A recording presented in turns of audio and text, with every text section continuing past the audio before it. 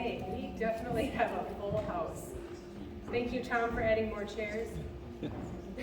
Well, welcome to the Harmonie Verein and Tell It Like It Was, where we interview some of our longtime residents in town here and get all the good stories. Tonight's going to be one of those nights, I'm pretty sure of that. We have Wanda Howell.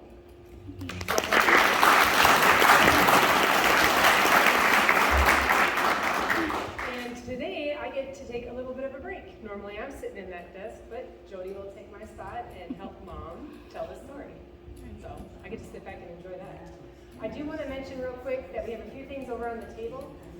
Besides the homemade cookies, and we have surveys. If you guys would like to have me interview somebody specific, write it down on a sheet, and I'll see what I can do about it. We have some bookmarkers that are made out of wood that came from Tim Kilby, the country gentleman off of Highway F. And that's something new that he made a bunch of wood bookmarkers that came from 2 different locations in Augusta, so like a floorboard, and he made little bookmarks out of it. And so there's a story there that goes along with it. That's the first time I've really announced it to everybody here. And then I put out a couple of Anita's books for any of the new people that want to just check out some of our local historians' info. I think that's it. I think that's it. Oh no, I wanted to say one more thing. Mary's in our audience. Last night, the Augusta Museum got to be a part of the kindergarten and 6th grade graduation at the elementary school yesterday. And so there was, it was really sweet to be a part of that and to watch the kids' interactions together and how proud they were to graduate. And so the Augusta Museum was there because we have them come visit us once a year, the 6th graders, and they get to do a tour of the museum. So that was pretty fun to be a part of that last night. So I'm actually really happy to see that Mary is here with us, our principal. So let's welcome Wanda, and any questions or any good stories, please, at the end, bring it up. I want to hear it. Thank you.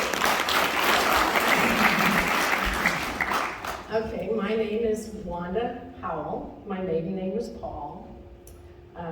My parents were Harvey and Olga Paul. Harvey was born on March 1st, 1916, and he always convinced me that he really was born on February 29th. And so he was not near as old as what he thought he, that I thought he was. But he had fun with that. Olga Hiffmeyer, that was my mom's maiden name, was born on January 14th, 1916. My dad attended the Hickory Flat Grade School, which was out towards Femio-Sage, and he never missed one day of school during his 8 years of grade school. So that was quite the feat back in that time. My mom attended Christ Lutheran Grade School, and they both attended Augusta High School together and graduated in 1934. My dad worked in the area water treatment plant, and my mom worked at Knerchel's store, which at the time was the downtown store. My mom, there is the first one, and then we have, let's see, Ryan Knerchel, and then Freddie Knerchel. And I probably have those mixed up. But anyway, they were the people who were running the store. I remember my mom saying that she had worked and worked and saved until she finally got her first $100 bill. And she was so proud of that. My mom and dad were married on June 21st, 1941. I'm not sure exactly where they lived for a few years. Indianapolis was one of them. Dad went in the Navy in June of 1943, and his uniform is up at the museum. So that's on display there. He was stationed in Indianapolis before he was sent to Puerto Rico. Mom and my brother Randy moved home to live with my grandma and grandpa, Hiffmeyer, which is in the house, the second house on the right as you're going down Hackman Road, right here, up here. Randy caught pneumonia when he was like 3 years old, and he was really, really sick. And so the Red Cross located my dad and brought him home because they weren't sure of how serious Randy's pneumonia was. So he didn't have to go back after that, he stayed here. And my brother Donnie was born in 1948, and I was born in 1951, the year of one of the floods in Augusta. Come on. In my early years, I can remember some distinctive happenings around Augusta. For instance, the heat wave of 1954, when the temperature reached 114. Grandma Hiffmeyer came over to sleep at our house. Her house was right in back of ours, and she came over to sleep, and so we put a cot up in our basement to let her sleep on, and I slept on the concrete floor on a pallet, which was at least cooler than upstairs. Through the years, she always called me her little sunshine.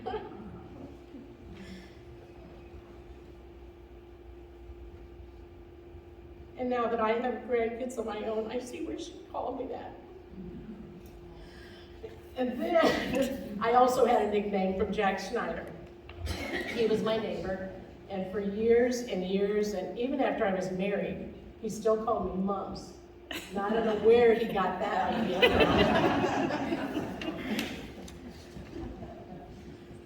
from. My dad bought a Philco TV from Uncle Freddie in 1954. And so we were one of the first families in Augusta to have a TV. I made my royal debut in 1955 as being one of the Queen's Flower Girls on the Queen's Float for the Augusta Centennial. There were 6 of us: Connie Kemner, Gail Kemner, Christy Niedeser, Lorraine Serrett, Ann Sturkoff, and myself.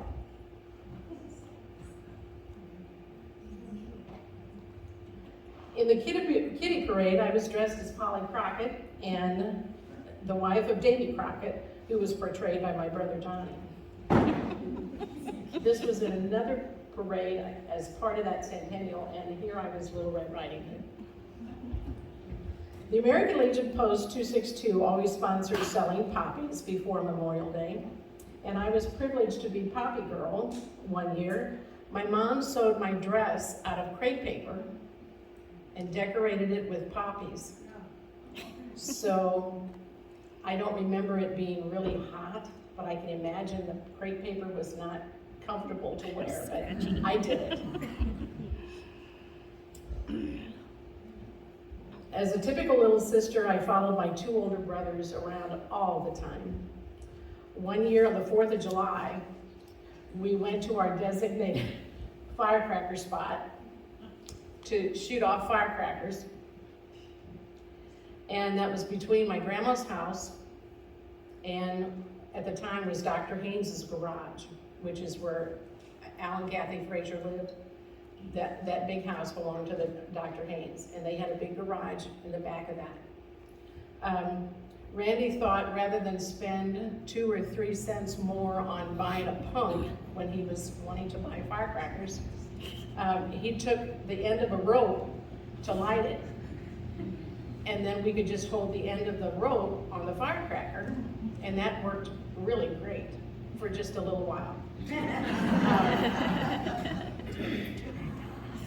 Somehow the lit end of the rope got into our cigar box of firecrackers, and before we knew it, a loud commotion started behind us, and all of our firecrackers went up in about 10 minutes.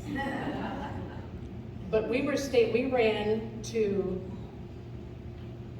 the garage across the street, and our firecrackers were at the bottom of my grandma's house by the garage. And so my grandma comes out on the front porch and is standing there watching and wondering what's happening. My mom comes out of our house to run and see what was happening. And when they realized what had happened, it didn't take them too long to start laughing at us. And so we didn't think that was so funny because this was like 9:30 or 10 in the morning, and all of our firecrackers were gone for the rest of the holiday. I guess my personality developed at a young age. Ole Tilke, who was the oil man in town, always gave me a penny when he would fill grandma's and our tanks with oil. I made sure that I would always go and say hi to Ole, because if I didn't, he wouldn't leave the penny with grandma. He would give it to me. So that's where my collection of pennies started. And Mops Four, who worked at the store, he would always give me an Easter bunny, a chocolate Easter bunny, or a chocolate Easter chicken for my birthday, because my birthday was March 20th, and by that time they always had the Easter candy in the store. So I always made sure I showed up on my birthday down there too.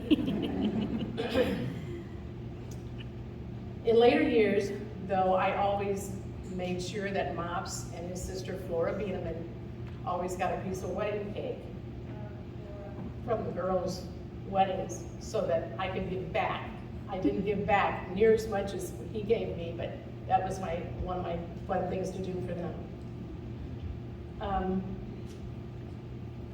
I remember when I was about 3 years old, I was afraid to cross the Washington Bridge.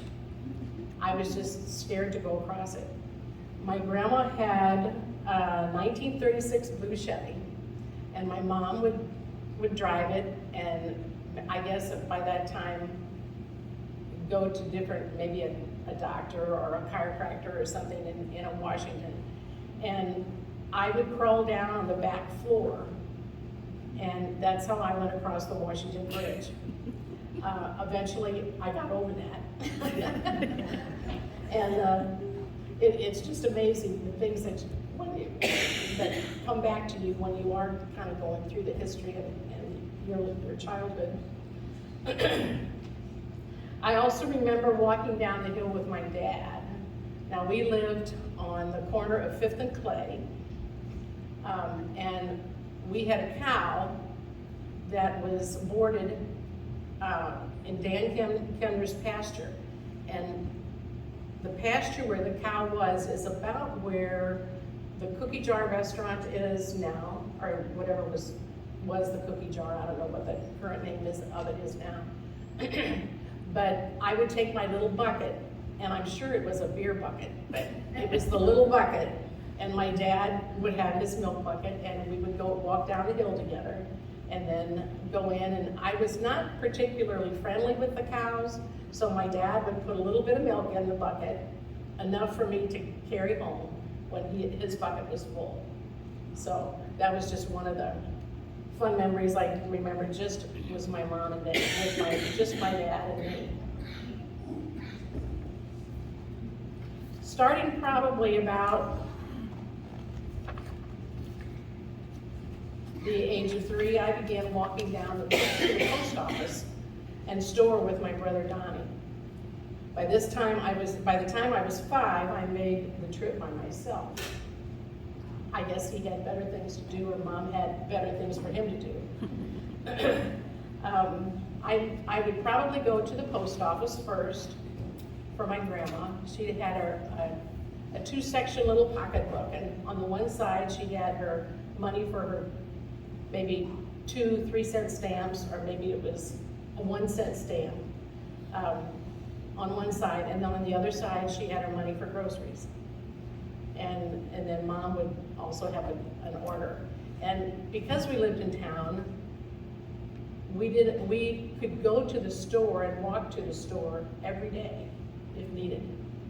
So that was one of the things now. And now sometimes I go 2 weeks without going to the grocery store, but that never happened here because we had our groceries right here in town. The list might include something like 6 slices of bologna, which was then freshly cut, maybe 6 slices of cheese to go along with that, a loaf of bread, half a gallon of milk, because I don't think the milk came in gallons at that time, so it would be a half a gallon of milk if she needed to add that to what our cow gave us. Maybe a box of oatmeal or noodles or ketchup or something like that. And then they would put that in the bag for me and I would carry that home. Later on, if the order got too big, then Mom would tell me I'd have to take our little red wagon along, and I'd take it down, usually ride down the hill and on the sidewalk. But of course, the sidewalk had one section that was not concrete, it was all rock. So you had to either allow for what was gonna happen when you went through that, or you would just have to start after that block in the sidewalk and then go the rest of the way down the hill. Augusta had 2 stores in town, both owned and operated by 2 different uncles, one on each side of my family tree. No, I guess I got cut off. Okay. On vacation trips, my brother Randy would be the one responsible for getting our fire started to cook our lunches. Now, Mom and Dad always took us on vacation, but we never spent a lot of money on food. So Mom would have this box of groceries, Jess. Mom would have this box of groceries like tuna and potted meat and sardines and tomato soup, because chicken noodle soup cost too much. And tomato soup probably was like 15 cents a can rather than chicken noodle was maybe 18 cents a can. But it was my brother's job every day to get out probably 6 or 8 bricks that we had put in the trunk. Get that out, put a barbecue grill over it, and then go out in the woods and get some kindling and get this fire started so we could have a nice hot lunch. But we laughed about that for years because Randy always was the one that was in charge of that.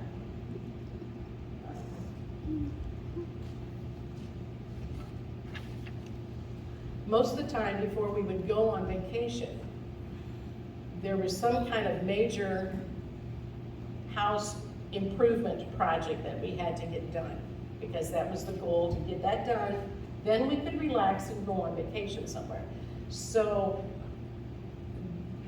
I know that my brother Donnie helped paint the north side of our house, which was really high. And my dad would paint when he would get home from work from the bank. My mom would paint, my other brother Randy would paint. I never did paint much, but I just made sure that I was there if they needed something or whatever, or they'd call through the window and tell me to do something or that. So, but that was a pretty major thing to get done before we could relax and go on vacation, family vacation. Grade school. At age 6, I started elementary school at Christ Lutheran School. I attended there all 8 years, and our pastor was also our teacher.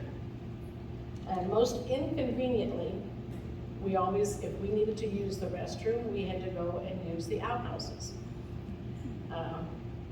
We were allowed to play on the cemetery sometime, but I was given strict instructions from home that you could not walk on the graves. So we walked behind the tombstones. And we played baseball, we played gray wolf. Leroy will remember some of these too. I think the other one was fox and goose. Is that right? I could remember the fox part, but I couldn't get the goose until the other night, so I think that's right. Steal the bacon and cross the river. So that's the type of games that we played during recess time. By the way, at recess time, since our teacher was our pastor, he would go back over to the parsonage to relax a little bit, I would imagine. And we never did have supervision during recess time. So it was always usually the 8th grade class that would kind of take on that job. So if you got in trouble or weren't playing right or whatever, those were the students that took care of you. Okay. Mom was one of the mothers who volunteered to cook lunch for us. They had a rotation. They had 5 mothers, so each of them had one day. And they cooked in the basement, and then we were upstairs in the school, and then we'd go downstairs. Of course, we had the outhouses, so the only place that we would have to wash our hands was there by the kitchen sink. And they didn't wash dishes in the kitchen sink. They had dish pans where they heated the water on the stove and would wash the dishes on the counter in the back, but it was at this kitchen sink where we, obviously we didn't have water fountains either when we'd come in from our recess time. So everybody had their own cup, and you had it, your name on the cup, usually on the bottom of it, because there was a basket that was built for our cups to drain in. So you fill your glass with water, take your drink, and when you were done, you put your cup back in that basket, only upside down, so your cup would drain. So everybody had their own cup. Now, mind you, I don't ever remember my mom washing them or the other cooks washing them. So I might have had the same cup for 8 years. I don't remember without it being washed. Sometimes I had to give up my recess and help my mom dry dishes, and that was just not me. I just wanted to be outside playing. I just wanted to be in the middle of all of that outside. But I had to do that once in a while. During those grade school years, all of us students always sold Christmas cards for a fundraiser. And one of the fun places for me to go was to Milani and Regina Mallinckrodt. They live just 2 blocks over from where I lived at the time. But their yard was so full of plants. But also, when you go through the whole yard was fenced in, and you go through the front gate, and right past the front gate was a little lily pond. And I just thought that was so cool. Nobody had a lily pond in their yard, but they did, and that was just one of the fun things. The American Legion sponsored an essay contest, and I wrote on Flanders Field and won the contest. And my medal, I found my medal, and it's over there on the table. So I was still in grade school, so I was like probably 7th or 8th grade at the time. During those elementary school years, I was a busy girl. My neighbor, Linda Kemner, and I always rode our bikes down in the bottoms. All of us kids who knew how would ice skate on Arnold Commercial's pond. And one time I can remember falling down, and everybody was coming, they were gonna help me, and we could hear the ice pop. And so everybody scattered, left me sit there. But I didn't want anybody hurt either, but that was, I can remember definitely that happening. We'd also skate on the creek down by the depot, which is down by our ball field. And on Halloween, we would go trick-or-treating in town. We would just go on our own. The neighbor kids would gather together, and we'd go in different groups, but we never had to have our parents with us. We knew we were safe. And one of the things we did like to do was walk up Jackson Street to Wally Meyer's house. Now that was next door to where my mom lived in her last years, up on Jackson Street. But the reason we liked to go to their house is because they gave us the regular size Hershey bar. And nobody gave us that much, but they always did that, and that was always kind of their tradition, but it was fun to go get that. But we didn't always do that because Jackson Street didn't have streetlights at that time, and it was all uphill, and so it's like, okay, do we want that Hershey bar, or are we satisfied with what we've got? So sometimes we went, and sometimes we didn't. I played softball on a team of Augusta and Defiance girls. Well, we had enough to make the one team. Our coaches were Dan Kemner and Clyde Culling. And when we had away games, and when I say away games, it was like St. Peter's or Central School Road down in there. Dan had a pickup truck, which he used for work. And we'd all pile in the back of that truck and drive and ride from Augusta to Defiance, pick up Defiance girls there, and then go all the way to St. Peter's on the back of this pickup truck, which never had a problem. But I just think that's kind of unusual when you think about it now. You would, yeah, it's illegal to do it now, but we did it, we had fun.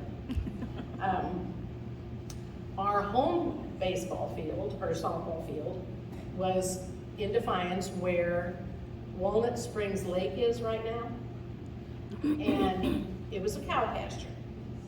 So you kind of had to watch where you stepped. And if you were in the infield, you were usually okay because it didn't take much, and when you were in the outfield, you couldn't always see everything.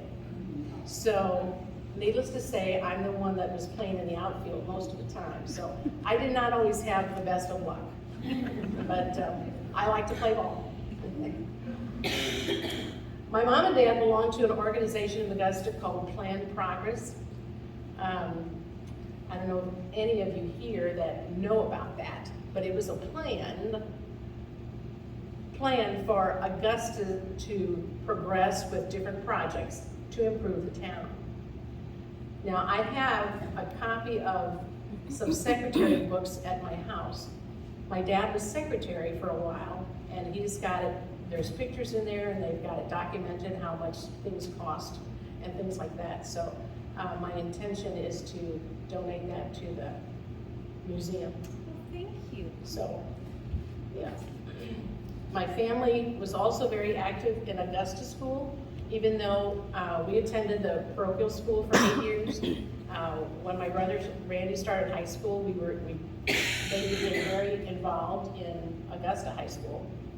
There would be basketball games, and of course, as a little kid, I couldn't sit still the whole time there was a basketball game.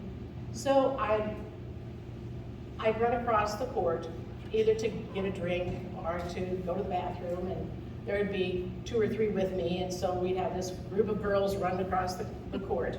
And I knew at the time that I would get in trouble for doing that, but it didn't stop me.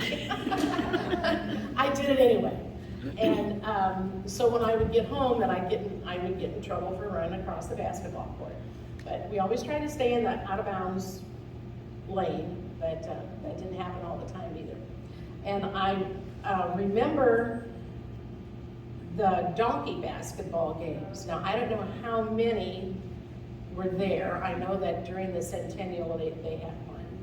And I don't know how many years they always had that, but that was a fun thing to do, to watch. While Randy was in high school, some old barracks in St. Louis were torn down. The school board had bought them. They were torn down, and the high school boys went down there to do that. They took them all apart, then they hauled them all up to Augusta School, and then they reassembled them in the back of school. Now, if you're familiar where everything is now, there's like the dumpster is set back there, but it was out the back door of the gym. And they did this for from 8 to 4:30 or whatever. But those boys got so sunburned that they couldn't stand to have their shirts on. Now, Randy was one of them that was really sunburned, and so was Danny List. Now, Danny was the son of Ray List, who owned the tavern at the time. And he came up to see Randy, and he had a button-down shirt on, but he had it to where he couldn't have it touching his skin because it was just hurt so bad. So I think after that they made sure that the boys kept their shirts on and didn't get so sunburned after that. My brother Randy was crowned king of Augusta High School in 1961. And that's when he was a senior. And at the time they put the crown on his head, it was so big on him that if it wouldn't have been for his ears, I don't think the crown would have stopped until he got to his shoulders. But they adjusted it and it fit him better, and that was our cousin Joyce Knurchel. She was the crown queen at the time. I cut grass when I was a little girl, and when Donnie had outgrown those jobs, then they were handed out to me. So I would cut grass at home, and I would also cut for Bertha Engelage, and her house was where Countryside Brokers office is now. And so I had to walk from that end of town and push the lawnmower, and so take my can of gasoline with me in case I ran out. So I would do that, walk up, cut grass, and then come back. And I don't know how much I got paid. I don't think I was paid very much at the time. I also would sell asparagus that Mom had grown. She had this wonderful asparagus bed. My cousins can all vouch for that. This big white asparagus. And she would have a big bundle, and she'd sell those maybe for 50 cents a bundle.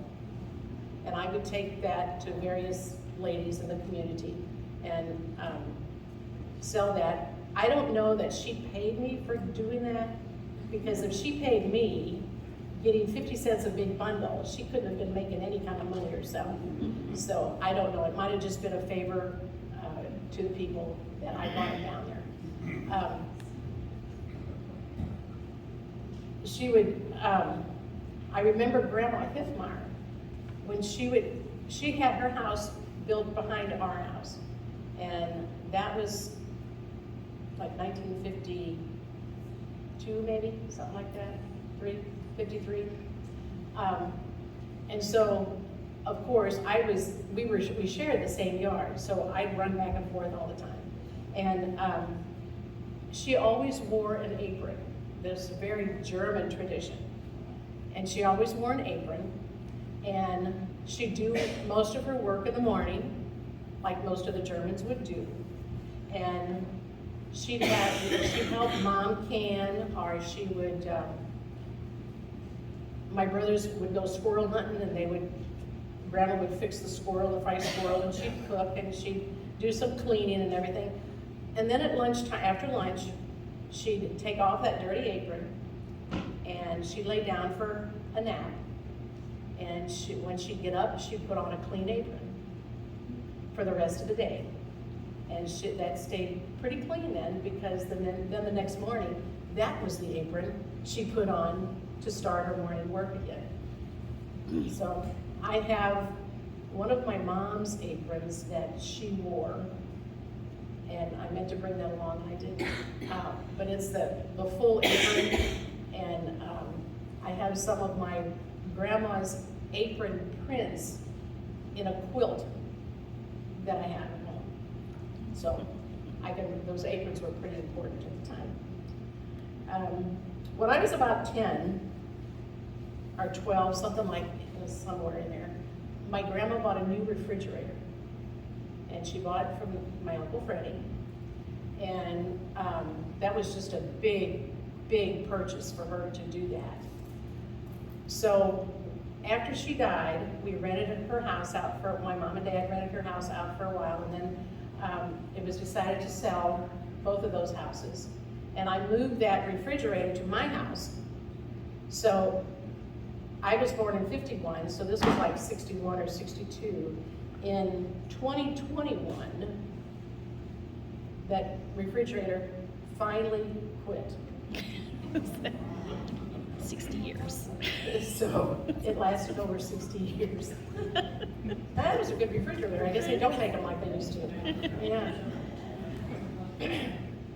There were no street signs posted in Augusta, so I grew up using landmarks to someone's house. So when I was selling asparagus or whatever, Mom would say, okay, you have to go to Strickoff's house, and then you walk up past the post office, and you turn down this street or whatever to get to Miss Patterson's house. Okay, so I knew where everybody lived. but there were no street signs. And so I could remember as a youngster, we cooked apple butter. Usually my aunts and uncles came and we cooked it at my mom's house. And my cousins would all come. And we've stayed very close, the cousins on my mom's side, because my grandma lived so close to us that when my aunts and uncles would come and with the cousins to visit my grandma, we were there. So it was a nice place for us to go. The adults would stay at my grandma's house. We'd go over to our house and play and have a good time. My mom would, we cooked apple butter, we made summer sausage together, and I always helped my mom can. And I can remember one year she canned over 300 quarts of peaches. Now that's a lot of peaches. We had some peaches in my grandma's backyard, and then we had some peach trees in the yard that was doubled as our chicken yard. So we had all of this fruit, and Mom would swap sometimes with our neighbor Louise Kemner. She would have apricots, and maybe Mom had a white peach. And so they would swap back and forth when those were ripe so that they had all of that to share. Mom would make pickles, and Louise had the dill for the pickles. So I would quite often go in Louise's garden, pick some dill so that Mom could make the dill pickles. So that's the way we did things then. It was customary that the fire siren would always go off at noontime. And so that was my cue that whatever I was doing, it was time to go home for lunch. And if I didn't, it was usually my brother's job, Donnie, to come get me wherever I was at. So if I didn't come home on time, he was the one who had the brunt of it to get me home. The Ebenezer church bell would also ring. So we could hear that down at the bottom if we were riding bikes or something, then we knew it was time to come home for lunch. So that was just a customary thing to do. And everybody took their lunch hour at that time. But when they took their lunch hour, they really didn't go many places unless they went home for lunch. I mean, they didn't go to McDonald's anywhere because we didn't have that kind of stuff. But that's when people would take their lunch hour. My dad was elected mayor and held that office, I think, for about 13 years. And so that was really important to me that my dad was mayor. He was in one of the Legion parades. He was asked to ride in a convertible as one of the floats and as mayor. And he said I could ride in the convertible with him. So I rode on the back end of the convertible. And of course I had to have a pretty dress to wear. So I borrowed a formal, light blue formal from Beverly Gust. Okay, now I mentioned Danny Gust before. Okay, Beverly was Danny's older sister. She was the daughter of Ray Gust, who had the tavern at the time. Now she was probably barely 5 feet tall. And so the length of the formal was really good on me. It fit me pretty good. But everywhere else, I didn't fill it out quite like she did. So, in another Legion parade, I remember the float that Ahold Excavating put together, and it was just phenomenal. It was a hot dog maker, and they had on the front of the wagon, however they built it, they had these little dogs in boxes, and they would lift up those dogs and put them down in this hot dog maker. No. Okay, so then there was like 2 of the boys, I don't know if it was Jerry or Johnny or who it was, but then there was some more of the sons that were on the back side of it, And on the back side of it, out of this machine came these nice stuffed hot dogs, all in linked hot dogs. You know, so I just remember that being such a comical float, and they did such a good job doing that. Many parades were a big attraction then, and they're coming back now too. But back then, almost every summer, the Legion sponsored a picnic, and one of the things that they had then on Sunday was a parade.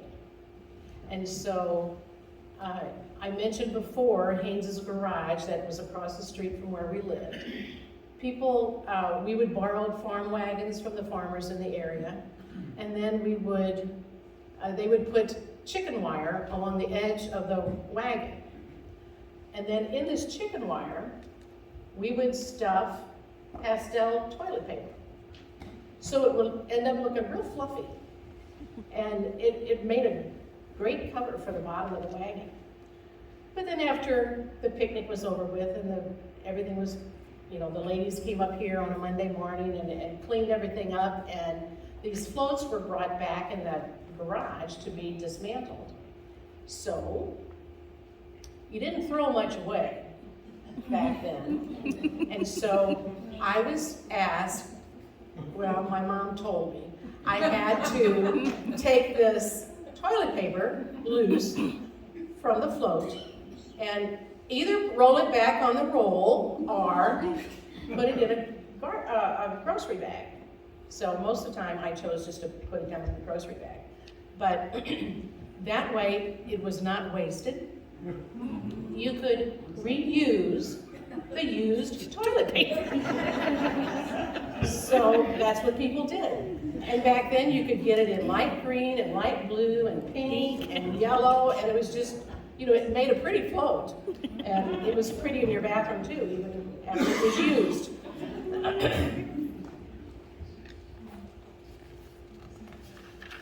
My dad had his Model A, his 1930 Model A in many of the parades. And the sign said, the bigger the boy, the bigger the toy. And so that's my grandma's house there in the background. But that was a fun thing for my dad to have. And us kids enjoyed riding in it. They would take the kids, his car was in the first Christmas walk parade. And then he took my kids along. They were the ones that were closest by. But the kids had blankets around them and everything because they didn't have heaters in the car. And so, but they had a lot of fun. And now my nephew Doug has the car down in Mississippi. So, yeah, quite the outfit. Oh my goodness. Okay. This introduces me to my high school years. That was our PE uniform that was really not in good taste, but we had to wear it, and I thought it was so nifty because you had to put your name on it. But at the time, my brother had been in the Army and he had some of the name strips left, and so my mom sewed the name Paul on my uniform. That was the only thing that was neat about that PE uniform. In 1965, Augusta and Marthasville schools were annexed into the Washington School District, and I was just totally devastated. I wanted so bad to go to Augusta High School, like my brothers did, but I didn't have that opportunity. So I went from a one-room schoolhouse out of a Lutheran school to Washington High School, which was kind of a culture shock. But it didn't take me too long to get used to that. And I might add that my brother Donnie, he went to Washington his senior year, and he ranked among the highest in science and chemistry classes. So that's not bad, coming from a little elementary school to being one of the highest students over there. So I'm proud of that. The doctor's house across the street, which again I'll mention that was Al and Kathy Fraser's house. A doctor owned that. And after the doctor left and it wasn't being used then as a residence, those rooms were changed into apartments. And a lot of the Augusta High School teachers rented those apartments. And so that was very convenient for them. And I might add that some of our Augusta teachers were hired by the School District of Washington when Augusta High School closed. So that was a pretty nice thing too.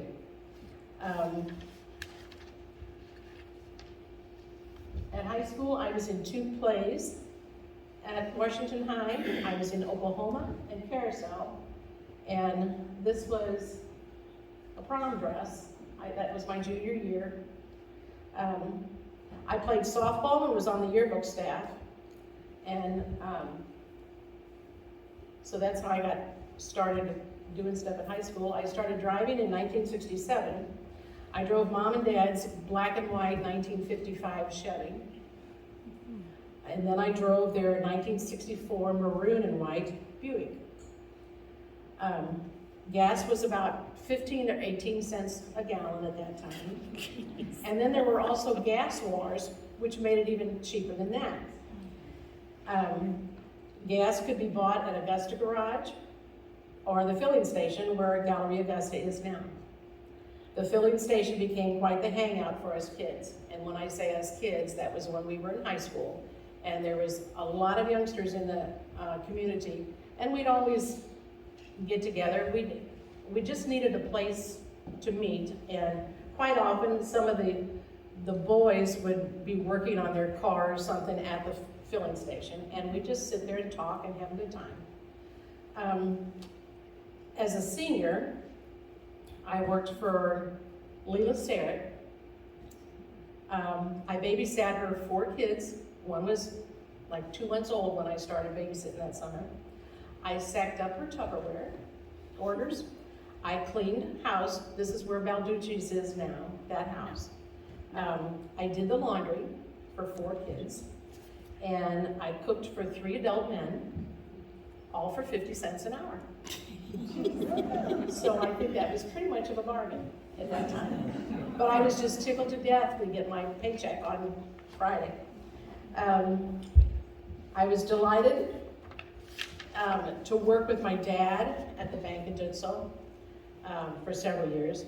In high school, I would stop after school, and he let me in because the bank closed at 3 o'clock. He let me in, and he and I would sit and I would type legal descriptions for him. That made it easier for him. He could dictate them to me and I could type, and it just worked out really well. And then later on, I worked as a bookkeeper there, and then advanced to teller. I worked summers and weekends, and I also was a tour guide at the Daniel Boone Home. So uniquely, when I got married, I became a relative of Daniel Boone. So what was the relationship there? Great. It's 6-time great-grandfather. Yeah, 6 times. So it was great grandfather to my kids. Yeah. So it was just 5 before my husband died. Okay. College days. That's my senior picture. Yeah. Okay.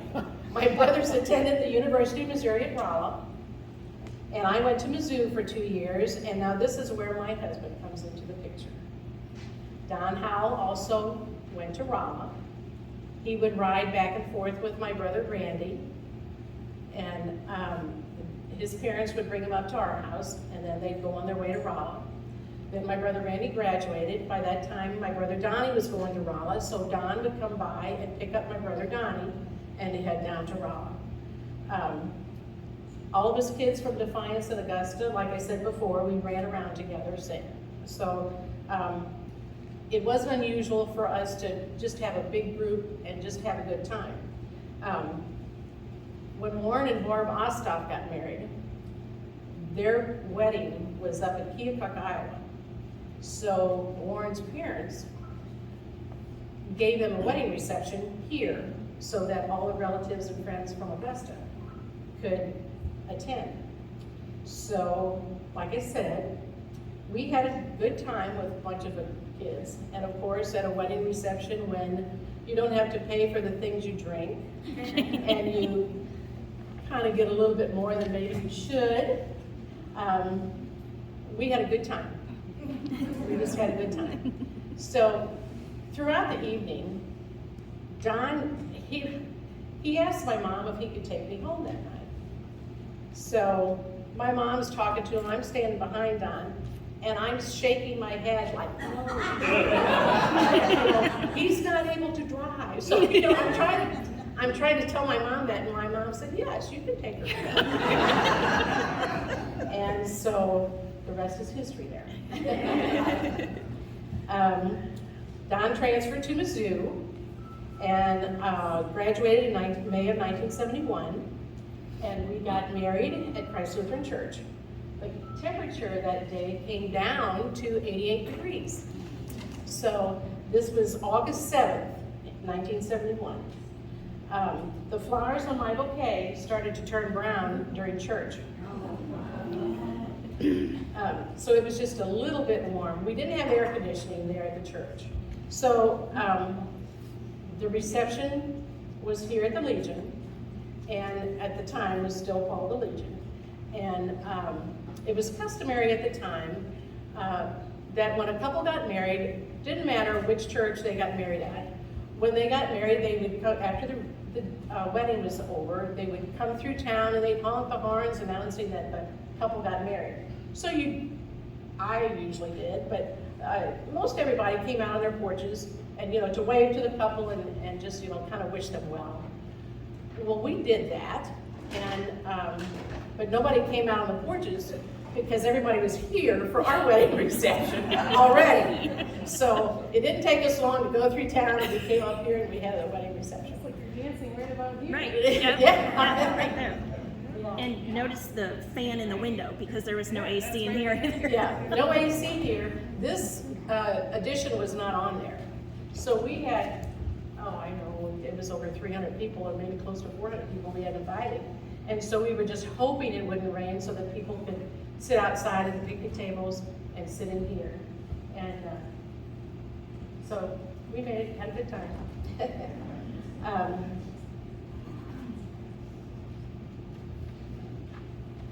The rehearsal.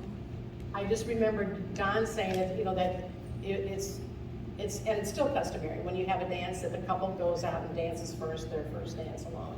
And he goes, I'm not standing out there dancing for this whole song by myself. And so he said it didn't take him too long, and he had signaled his best man, like, come on, the rest of the wedding party, come out here with us. So that's why everybody's out there already. Okay.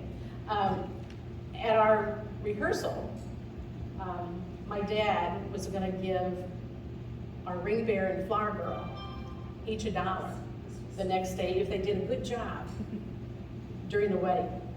And so they were standing back in the back of church, and my dad reached in his pocket, he got his wallet out, excuse me, and he opened up his wallet to show the kids that he could give them $1, and there wasn't $1 left in his wallet.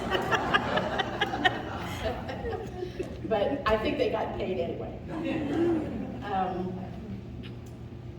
After rehearsal, of course, that started our big tradition of always going to the Washington Town Country Fair, to the tractor pull. So after our rehearsal, our best man and his wife and us went to the Washington Town Country Fair tractor pull. Now, isn't that something everybody would want to do the night before they got married?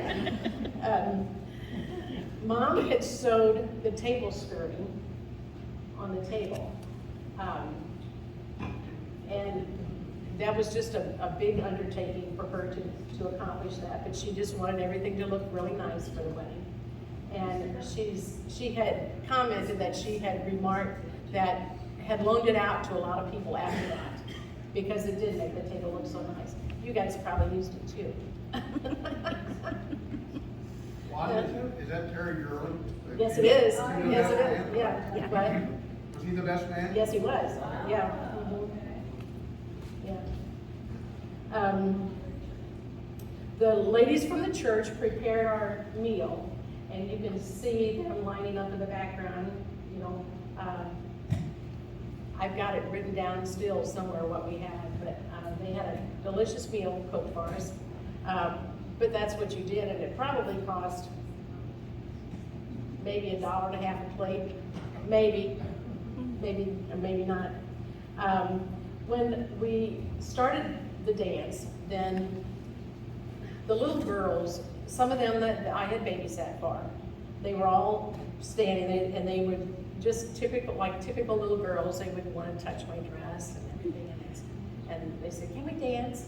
Well, sure, we can dance. So we ended up, I probably had about 10 or 12 little girls standing around me, and we danced. And so that was just a fun thing for them to do. At that time, I took off one semester from college, and then transferred down to the University of Missouri St. Louis, where I graduated in 1974. And after I graduated, I worked again with my dad at the Bank of Ditzel. Don and I were blessed with 3 daughters, Jody, Cindy, and Jessica. That was taken a while back, wasn't it? Yeah. Okay, all right. I started teaching at Augusta Elementary School in the spring of 1982. I was a teacher assistant for 1 quarter, covering a maternity leave for Pat Frank. I thought maybe she'd be here tonight. I was recommended for the position by Ellen Mollenkrodt, who happened to be the secretary at the time, and who said I would be a good fit for that position. And so then the next school year, I was offered a teacher assistant position for grades 1 and 2 because they were combined, and grades 3 and 4, they were also combined. So I would take one of those grades into another classroom and teach whatever subject I was supposed to teach them, while the teacher kept the other grade in the classroom and taught that. Then in 1985 and 86 school year, or 84, 85, I taught 6th grade for 1 year. And then the following year, I was offered the job to teach 3rd grade, and that's where I stayed until I retired in 2007. For the whole time I was teaching 3rd grade, I wouldn't give up the old desks. And they were the ones that, they probably were about that wide, but they had the storage for their books and things on the side, and then the kids sat underneath it.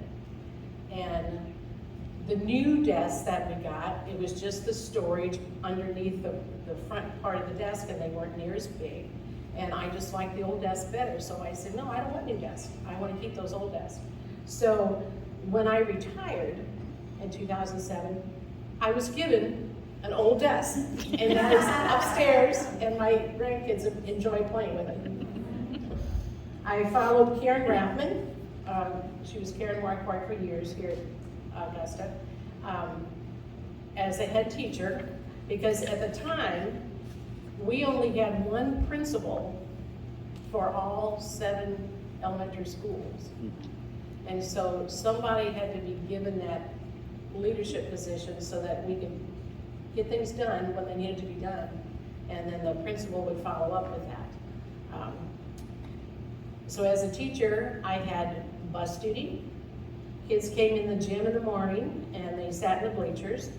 And in later years, I was the student council sponsor. We'd have meetings around the lunch table, those that were on the student council, and the rest of the kids were sitting in the bleachers. So I would say, okay, this discussion was held among, and so-and-so, sit down over there. And then we'd go on with our business, and that's how that was conducted. PTO was and is a very supportive group for the school and the students. I always seem to write a song for specific events. And when Jenny Snyder and Flora Bieneman retired as cooks, I wrote a song that the students sang. And believe it or not, I found a copy of it this afternoon. But it's done in the purple mimeograph print, and it is so pale, it's very hard to read, but I will retype that so that I have a good copy of it. So your you're not gonna sing it. I'm not gonna sing it, but But it's it was to the tune of Old McDonald. Old McDonald. Ginny and Flora have been our cooks for over 30 years. And in that time, they cooked some meals that deserved a lot of cheers. Like a donut here, cinnamon rolls there. I should have my glasses on so I can see better. Anyway, that's how it went on. And it went on for a good time. And then at the end of, when they retired, we had a song, we wish you a Merry Christmas. We wish you a good retirement. We wish you a good retirement. We wish you a good retirement. But we will miss you. We're glad you cooked our lunch. We're glad you cooked our lunches. Our good wishes come in bunches. You're happy. It is our hunches to have some free time.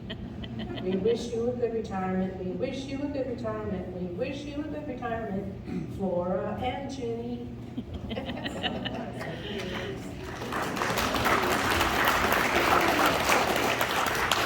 And when Wally Sterritt was our custodian, when he retired, I wrote a song for that too, but I couldn't find a copy of that.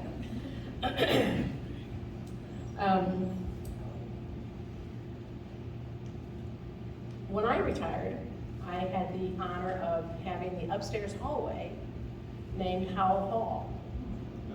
So I hope that goes on forever.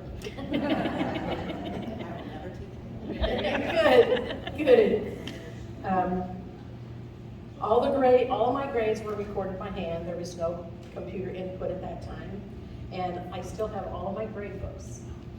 So if anybody would like some juice on anybody.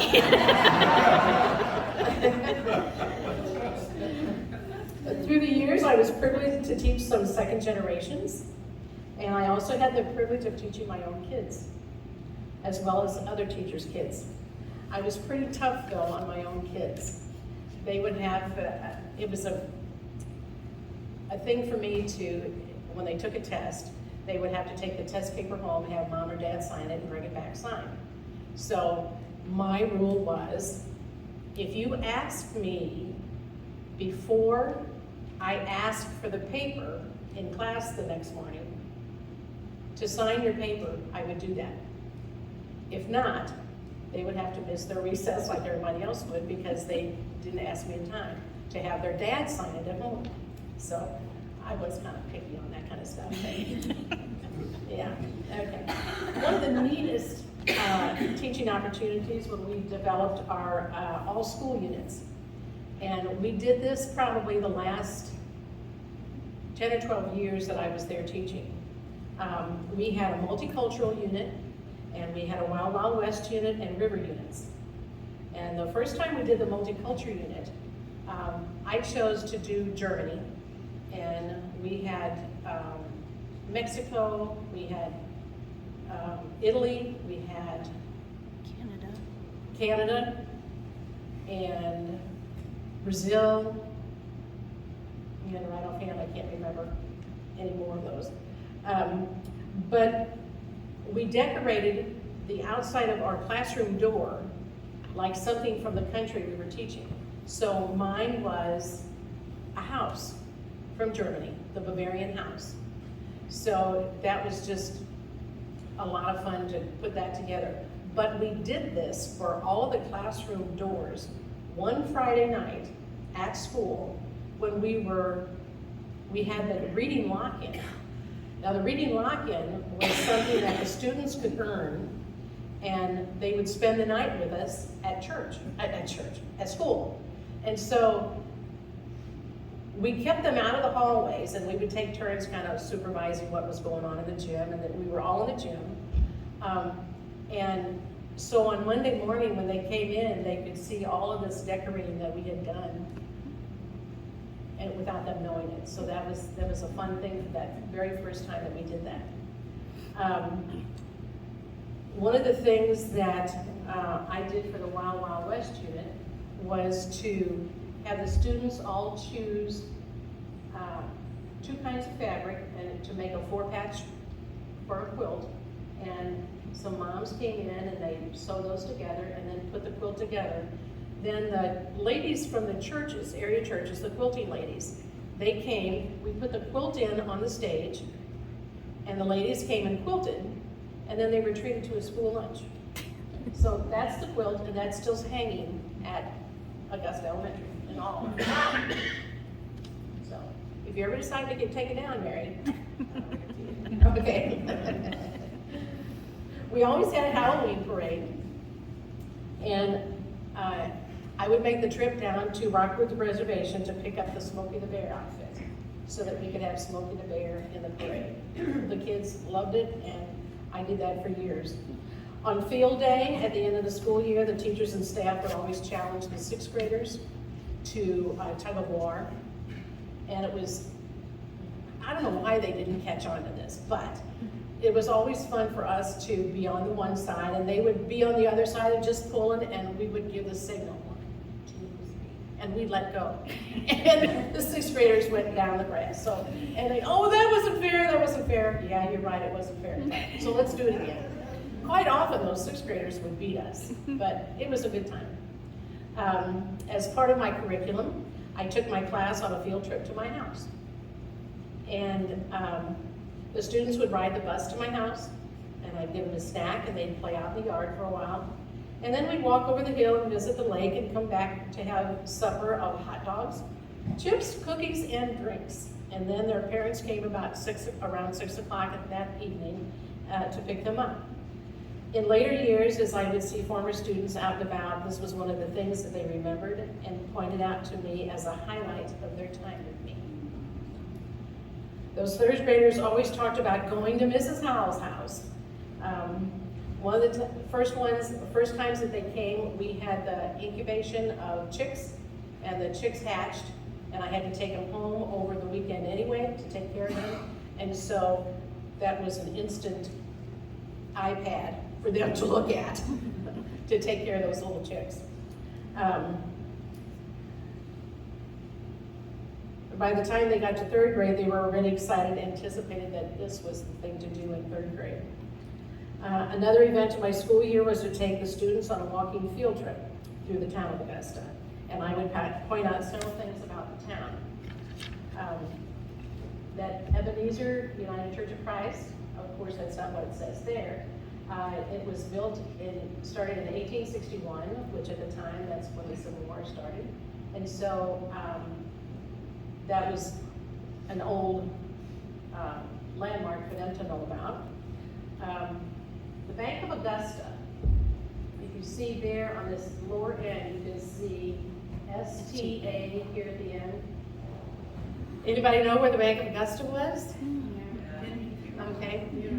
It's currently the funeral home, and this is the sign that this is still in the back of the funeral home.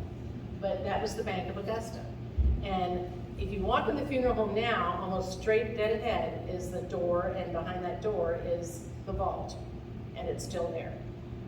So at the sesquicentennial, they had that open, and you could go in and look at it. So it was that's pretty neat. Okay, then we would look at the different houses with the rock foundations, and I would tell the kids that because they had the rock foundations, you knew that they were an old building in the town. The train depot, this is just the Katy Trail Lodge now, but I found that picture, and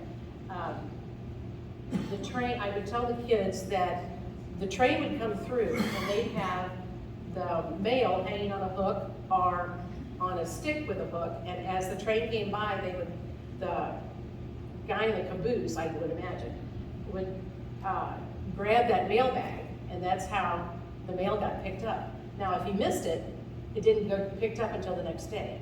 They didn't stop the train, back it up to get the mail. So that was a fun thing to explain to the kids. The old hotel,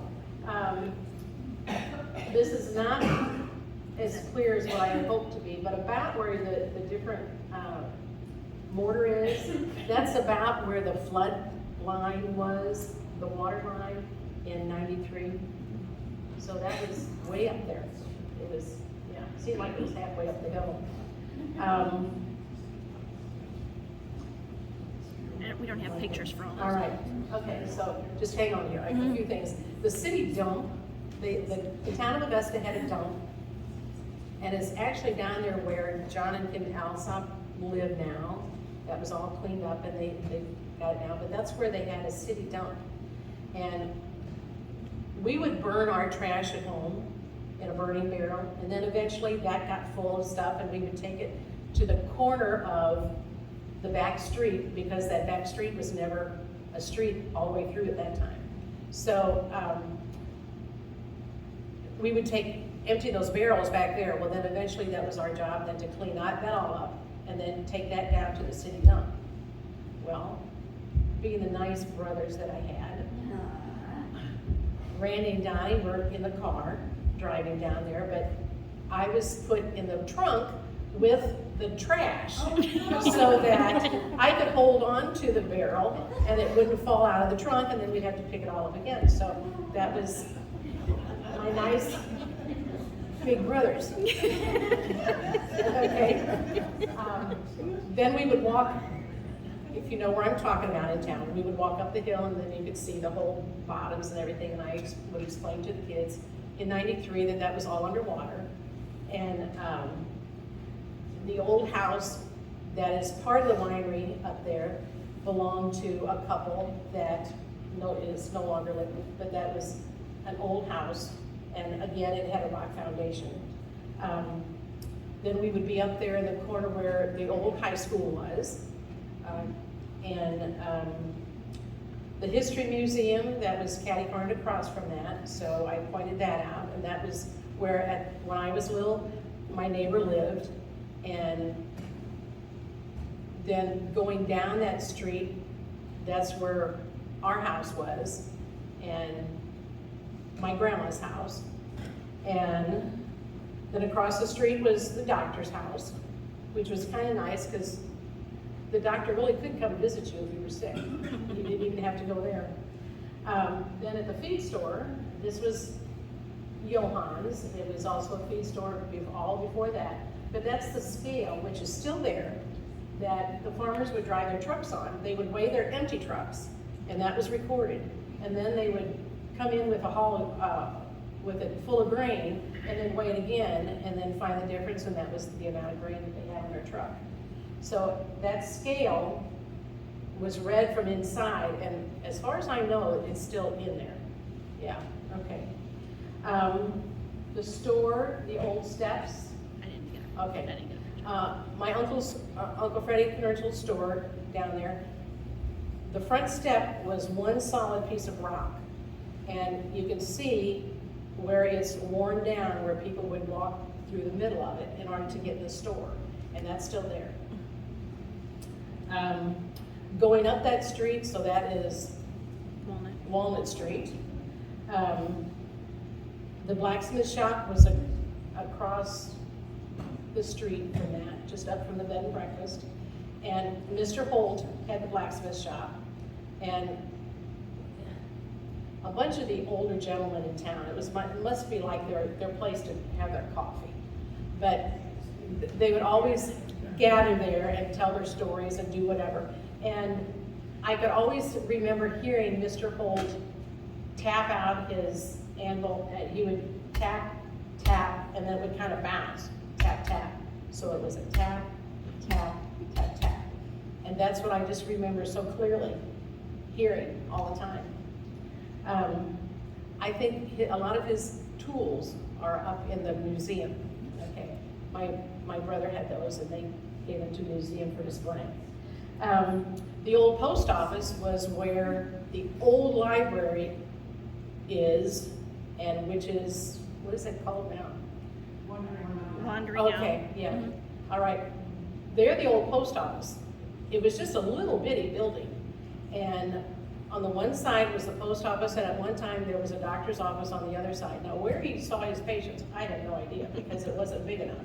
But there it was. The old fire station was across the street from that, there by the park. where the current post office is was where the jail was. And there's a picture of the jail. And a funny story that my sister-in-law shared with me, she said, "Oh, you have to tell this story." I said, "What story are you talking about?" And she said, "Oh, there was always bums, what they called, would walk up the railroad tracks. And then when they got down to the depot, they'd walk up in through town, hoping that someone would feed them. And so there was one time, one of the bums, they let stay in the jail. They didn't, I mean, he wasn't arrested for anything, but they just let him sleep there. And they lit a fire for him, so he was nice and warm. But in the jail, there was all these wasps.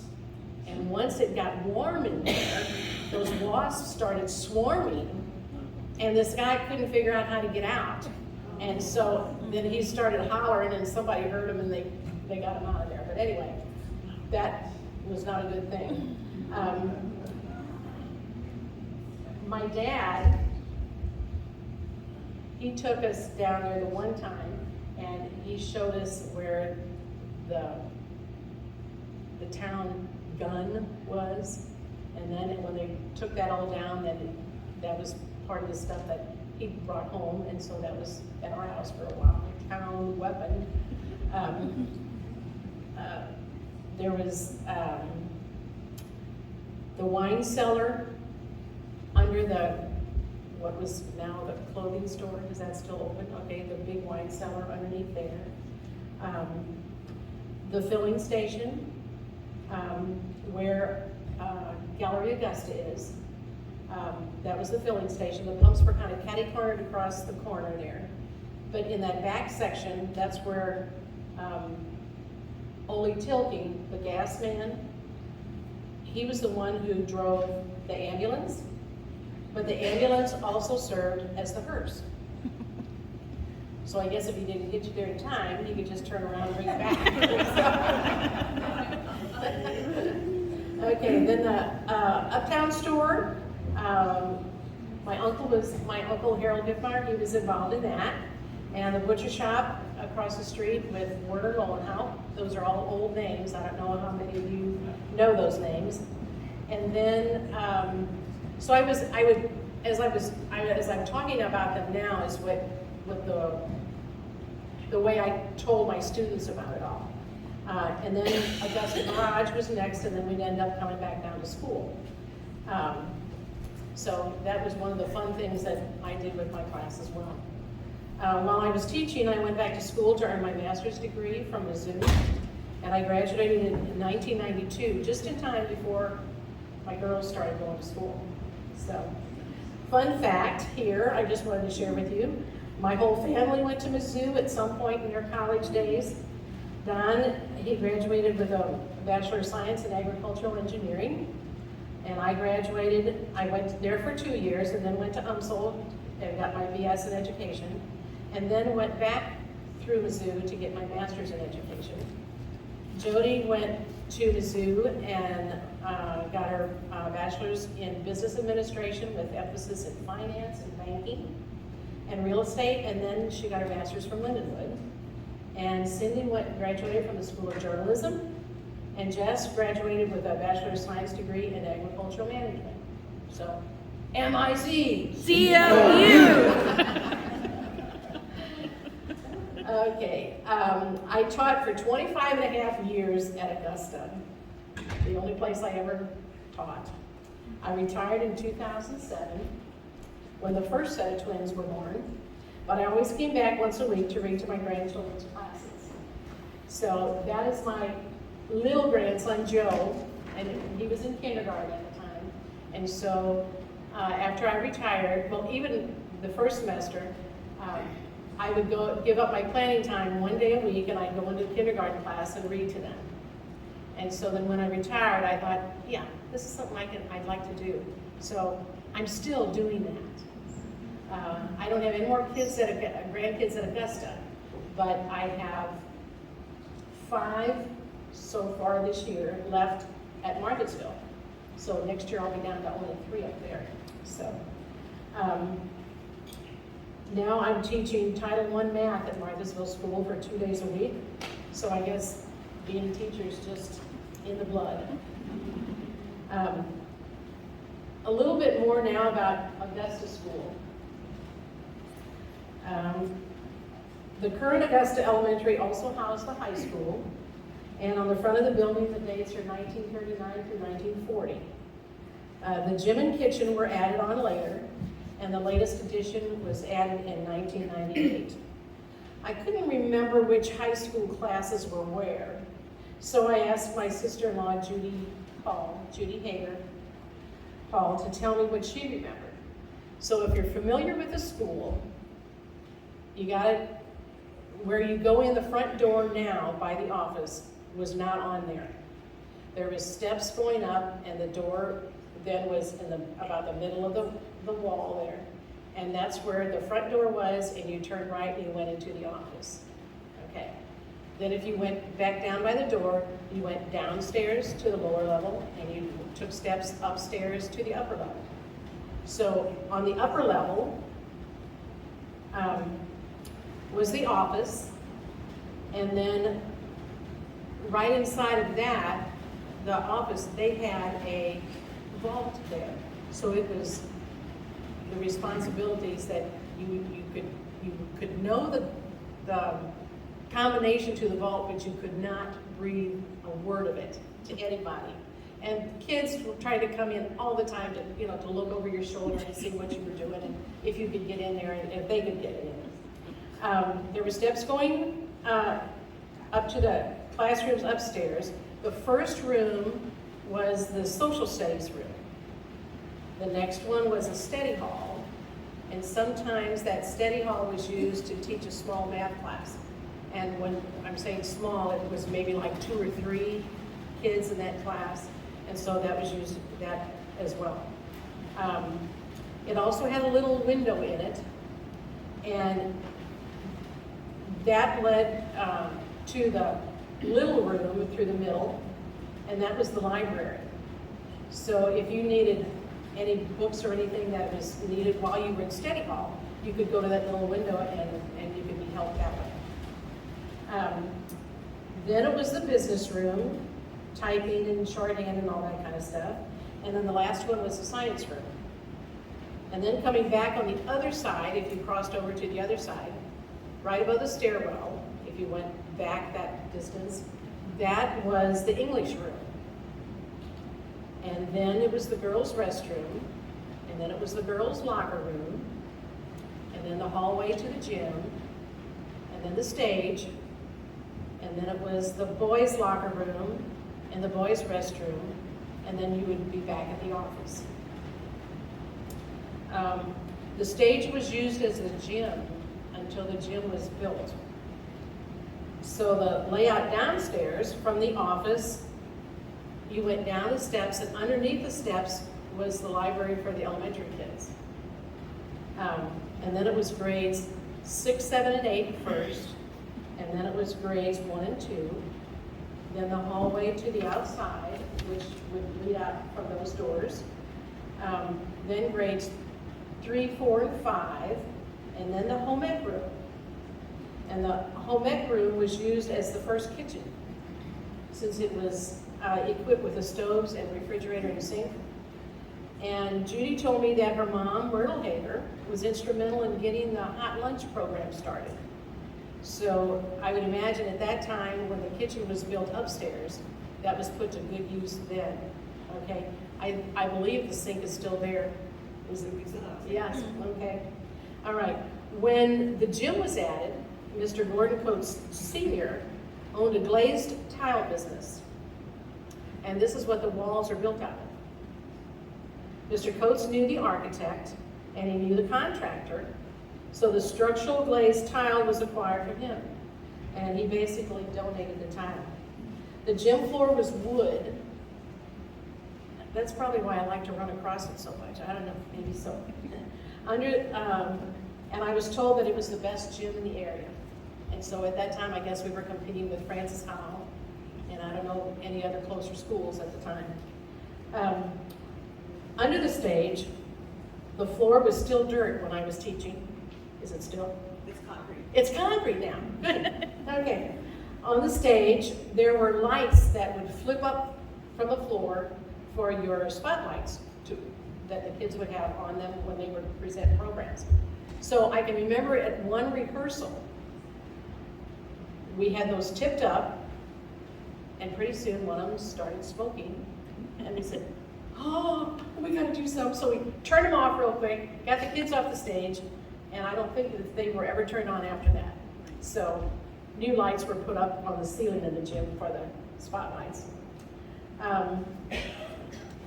The sesquicentennial. Ah, there I am. Okay. Here's my tiara. I was so hoping Randall Oaks would be here tonight, but he's off at graduation somewhere. So there's that. Here's my sash.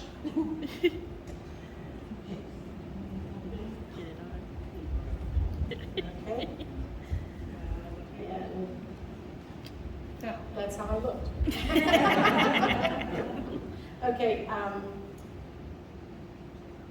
The candidates were interviewed, and then also we had to showcase the talent. So, not surprisingly, I wrote a song. So, and I remember doing this when my mom was staying with me after she had broken her hip. And she had laid down, and I thought, I gotta do something. I thought, oh, I'll get a piece of paper and I'll see what I can come up with. So, the tune was to the song of Bingo, B-I-N-G-O. Okay. There was a town in old Mizzou, and Augusta was its name, oh. A-U-G-U-S-T-A, A-U-G-U-S-T-A, A-U-G-U-S-T-A, and Augusta was its name, oh. It was founded in 1855 by Mr. Leonard Harold. 18550, 18550, 18550, Augusta had its name, oh. First named Mount Pleasant long ago, but that was not to be so. No, no, that won't go. No, no, that won't go. No, no, that won't go. Mount Pleasant had a P.O. So Catherine Harold said, my dear, I know just what to name it. Call it Kate, M.O. Call it Kate, M.O. Call it Kate, M.O. But Leonard said, no way, no. So Catherine said, okay, my dear, I'll let you have it your way. A-U-G-U-S-T-A, A-U-G-U-S-T-A, A-U-G-U-S-T-A. That's how Augusta got its name, oh.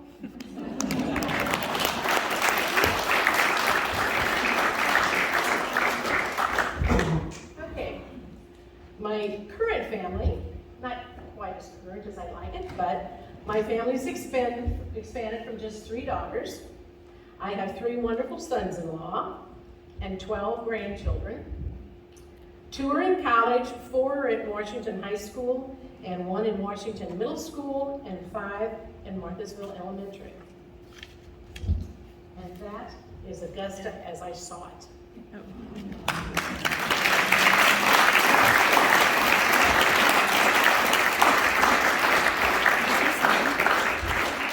Is this like the picture that we had of my family in here that I just added? Are Okay. you showing all these? Yeah. I mean, there's only 2 more slides. Yeah, I think it was another Yeah. All right. It's There's a not few things I updated. brought along. I got 2 bells that I was given at my retirement. One from the district and one from Augusta PTO. I've got a newspaper that was there from the Centennial. Oh, there it is. I found, oh my goodness, my children are gonna love me when I'm no longer here and they have to go through all this stuff. Trivia that they came up with, I'm sure Miss Carol Rawls had a whole lot to do with this when I retired.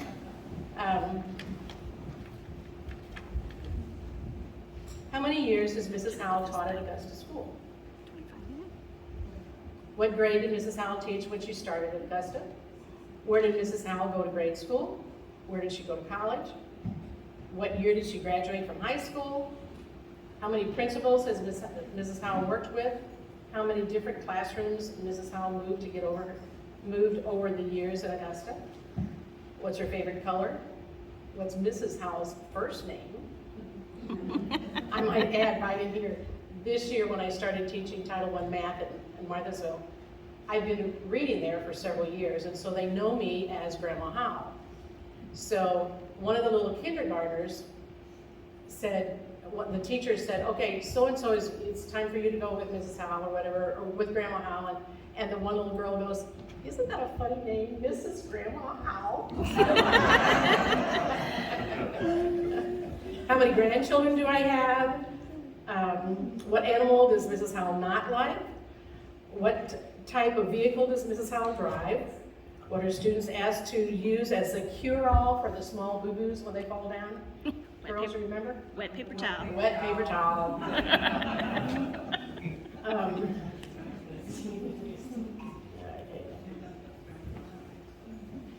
What sweet does Mrs. Howell like best? Hershey's. Okay. Okay, what will Mrs. Howell be doing during her retirement? Any number of things, always and forever. So, yeah. So that's my story, and I'm sticking to it. So.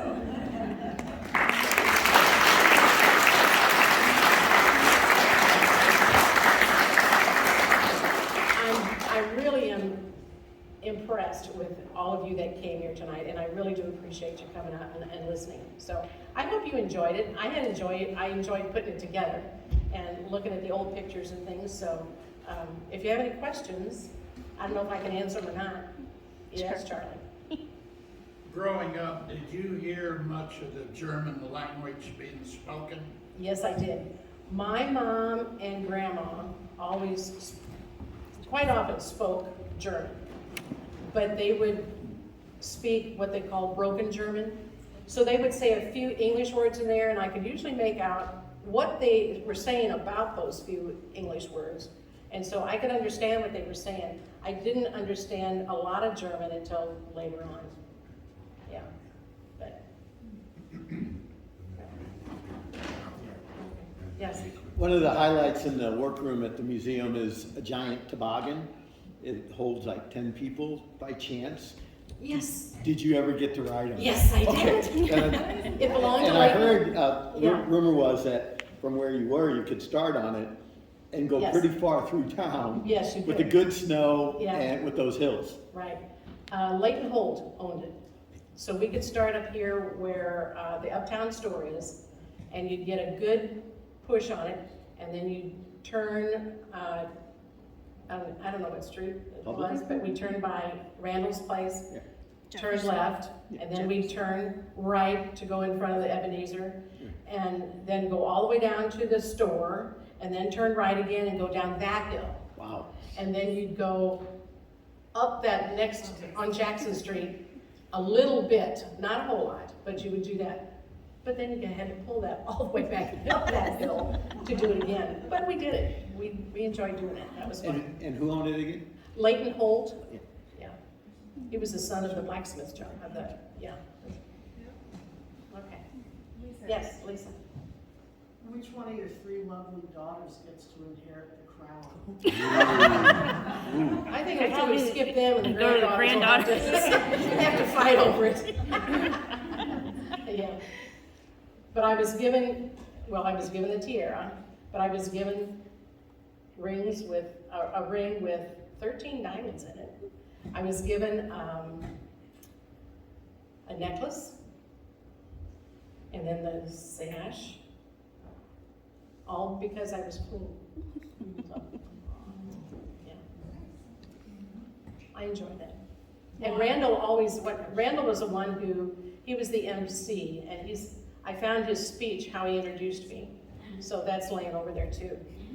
So, yeah. well, Wanda, I have one of my questions at the end is, what is your wish for Augusta, for the younger generation that will have their own families in this town? Well, when my mom lived up on Jackson Street, she had said, oh, I just wish that there were some young families that could move in here, into Augusta. And so that you can keep the school going and you can keep the churches going and you have new people in town. And after she passed, when we sold her house, we sold it to a young family with several children. So I thought, yeah, Mom, you'd be happy. So, yeah, just to keep it going, you know, to have, I know there's been dramatic change in things in the last couple of years, but I think some of that had been good, some of that has been disagreeable with a lot of people. But I think if you can keep Augusta's heritage there, yeah, I think that's a good thing. And that's why we're here tonight, tell the story, keep it going, and then it's our job to man the museum for the younger generation. Yeah. Are there any other questions? No? I think you're off the hook now. Oh, good. Wanda, I just have to say, this was great. You guys did a ton of planning ahead, and I You can tell a teacher did it. Yes, I know that. I can tell her when she walked in and started hanging everything up. Yeah, this is the one time, the stuff that's hanging over here. They asked me to come back after I retired on Grandparents' Day and kind of give a short summary of that field trip that I would take my students on. So I would ask, as the kids would bring their grandparents past, I would ask, do you know or did you know that? And there's several different things that I would point out about Augusta. And they're all good points. They are. I got them all. Yeah. That's neat. So, okay. And you didn't mention anything about your quilts in that. Oh, I wanna yes. Make sure everyone sees that. The quilt that's hanging on the back. Carol Rawls was major in putting that together. All the teachers made a patch and highlighted something that we did over the years together. And Carol put it together, and I don't know, I don't think the kids had anything to do with that. It was just the teachers that made that. No, but it was a chore to get all the staff to stitch on it without you ever seeing it. That was a big chore, but we pulled it off. Yeah, and when I mentioned earlier, one of the multicultural unit and the all-school unit, when we did the river unit, at the time for Missouri, it was where the rivers run through it, and we flipped that around to where the river runs through it, and so we focused on the Missouri River. But that darling staff at Augusta gave me a necklace for anchoring that whole thing, and so I have it on tonight. So, okay, I'm done. All right, good. Thank you so much.